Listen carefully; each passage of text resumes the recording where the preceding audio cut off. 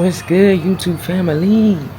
So, as y'all can see from the title today, we're going to be talking about the downside of living in Thailand as an American. So, first, I want to start off by saying, no, this is not to deter you from moving to Thailand, bash Thailand, whatever the case may be. It's literally just to bring awareness to certain things that you might not be able to see in the beginning because of the save face community that Thailand has. You feel me? So the first situation I want to speak on was when I took a trip to Pattaya. It was me and my bro, and we decided to drive to Pattaya because one thing that I have learned that I enjoy to do since living in Thailand is literally just hop on a bike and drive. You feel me? I done literally drove to Pai. I done literally drove to Chiang Rai. And of course you have the options to take the van and everything, but I really feel like taking the bike is just a total different experience. So we decided to take the bike to Pattaya or whatever. So the day we decided to leave is when I got into an accident. So this particular situation opened me up so much because I literally got hit by a box truck, y'all. And it's no other way around it. Like, the man was in the wrong. If he was paying attention, this would have not happened. So me living off of principle, like, of course I know the bike may not cost that much to get fixed, but it's not that for me. Like, at the end of the day, if it's your fault, you should have responsibility over getting the bike fixed, right? So literally the first people who pulled up to the scene, they pretty much was trying to push it off like it's gonna be this and that, like pretty much trying to make it seem like it's gonna be so big of a situation, so just take the lick or whatever like that and get the bike fixed. I'm like, no, why would I do that knowing that I'm not in the wrong with anything, right? So once they realized that I wasn't backing down, they caught an attitude, literally took my bike, did not know where my bike was going, and told me to go to the police station to file a report. So I'm like, okay, of course this is not what I want to do, but at the end of the day, it be the principle for me because I'm sitting here hurt, my bike is messed up, and I just feel like if it's not my fault, why should I have to pay for it, right? So I get to the police station, y'all. The first day, the man literally admitted to me. Mind you, they have volunteer officers who are there that pretty much, I guess they put them in place to make you feel a little more comfortable or whatever, because they may know how to speak a little English, whatever the case may be.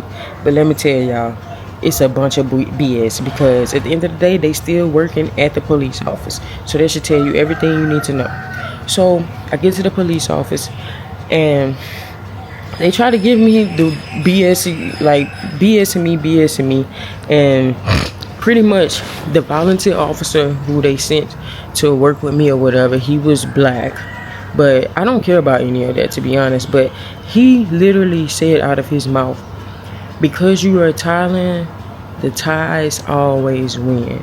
So he like, I know that you are right. Like, I know you was not wrong in this accident, but being that you are in Thailand, the Thais always win. So he literally wanted me to just admit to something that I did not do, because the Thais always win, and you're gonna come out spending even more money trying to fight with these people. He was correct about that part, but when you tell me something like that, it definitely doesn't make me want to back up. At this point, it makes me want to be like, oh no, I'm going full throttle now because y'all got me messed up. So I'm like, yeah, I'm not accepting nothing. So they literally told me the next day that I would have to go and get CCTV footage of the accident. So I tried to go do that. Come to find out, wherever the accident happened at, there was no cameras. So pretty much, I'm gonna sum it all up, because I did do a story time on this before, like a little more detail, but pretty much to sum it up, they wanted me to admit to something that I didn't do, and eventually they ran me around in circles until I just got frustrated, and I was just like, you know what, where's my bike? I'll pay to go get my bike. They had literally put my bike in the impound. I said I'll get my bike and fix it myself. Like, that's how frustrated I was, and how many, like, once I really realized what was going on, I'm like, okay, they're literally gonna keep playing with me. They're literally gonna keep sending me in circles, y'all. So that just showed me one part of corruption. And also, when I went into the office, they had other people. They had another guy that was in the office, and he was pretty much trying to explain to the officer his situation or whatever like that. And he trying to show them evidence in his phone. They don't want to see the evidence. They like, what you're gonna pay, are you gonna pay? So that definitely showed me a different side of Thailand and really opened my eyes up. So that's one situation that I was like, okay, I see what's going on. So another situation that happened is when they had some cats that literally made their way to my backyard, y'all. It was some stray cats or whatever like that. But I started taking care of them.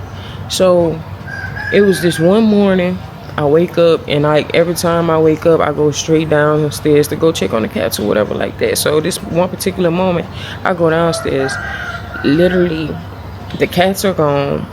The backyard where the cats were, it looked like they just pulled out like all type of greenery and stuff, I guess, to get to the cats. So pretty much what I found out, y'all, because I started walking around my neighborhood, and something told me, because I seen the mother cat and she was crying. So I seen what she was crying at, and it literally was behind my house, y'all.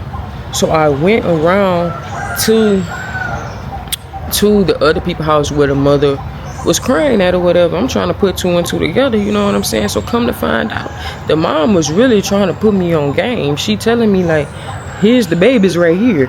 So I go around there to the to the people's house or whatever who stays behind me. Why they got all the cats in a cage? So they literally, I'm thinking to myself like, so y'all really that bold to come in my backyard and steal the cats, and y'all stay right behind me? Oh, y'all extra bold. So I ended up telling my landlord about it, and pretty much he wanted to brush it under the rug as well. And I'm like, that's not okay. At the end of the day, that's trespassing. If I was in the States, it would be a whole nother story.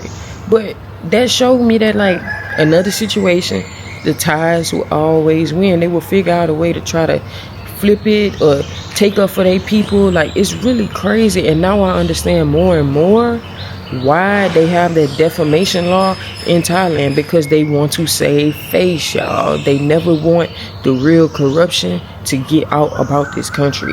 And I feel like it's my duty, because I talk about the good parts of Thailand or whatever like that, but this is real life. Like, real life has been happening, and it's gonna continue to happen no matter where you are. So I feel like it's only right for me to put y'all on the real that can happen while living in Thailand. So that's literally just the second situation. The third situation, I was on the train.